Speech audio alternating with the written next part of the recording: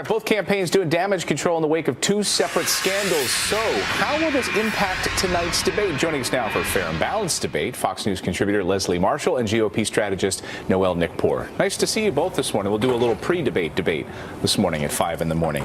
Noel, first to you. How in the world does Donald Trump go forward after the latest round of scandals? We got a little preview, it seems, from John Roberts this morning. If you saw Rudy Giuliani's quote there when he was sitting in the car, he's basically saying, look, that's the establishment. They want him to drop out. So are we going to see Donald Trump going after the establishment tonight?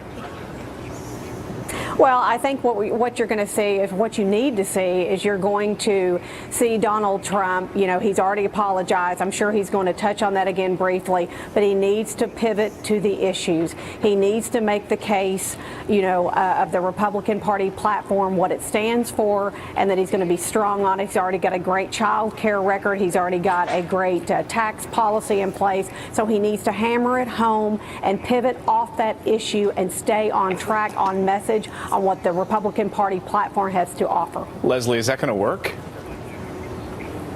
I don't know that it's going to work because I don't think that he can do it. I mean, what we're hearing is that Republicans have already scheduled a meeting tomorrow for post-debate damage control, that tonight's going to be a big determining factor on how many more Republicans might pull their support from Donald Trump. And I just don't think that he can resist the temptation to go after Secretary Clinton, her husband, her marriage. And if he does that, I think, quite frankly, he will be doomed. So doomed. That's interesting, because we've been hearing from donors, right? Noel, they want Donald Trump to go low. They want him to dig deep, go after Bill Clinton tonight, not take this thing lying down. Do you think you're going to see that from Donald?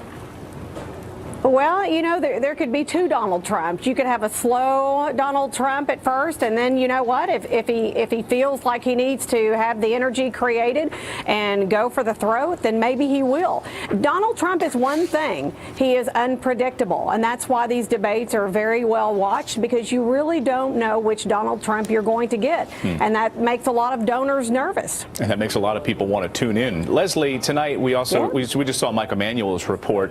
We still don't know the authenticity, of course, of these emails, but maybe we'll get some clarification tonight when maybe the moderator asks Hillary Clinton straight-faced, did you say these things and how do you respond? Do you think we're going to hear a lot about these leaked emails tonight, or speeches? Oh, I do. I do, and I think there'll be some clarification. I do think just in reading and the patterns of writing, it's to me obvious there is some forgery and editing there, if you will. But, you know, what I'm seeing, at least in social media and people calling into my radio show, are the people over what Trump has said are like, okay, I'm done. This is it, the final straw. I'm not hearing that necessarily from the undecided voters or even from Hillary supporters, that this right now is a deal breaker. And I think we're going to hear from her that in public and private is very much like using Tim Kaine, for example, who privately is pro-life but publicly supports the law and the choice of women on that issue, for example. How do you think, Noel, does Hillary Clinton handle the transcripts tonight? Well, you know, it's going to be very difficult, and I think what she's probably going to do is say that they're still checking out, you know, the authenticity, and just like she's hedged on many issues from her email scandal to Benghazi, I think you're going to see her, you know, brush this off.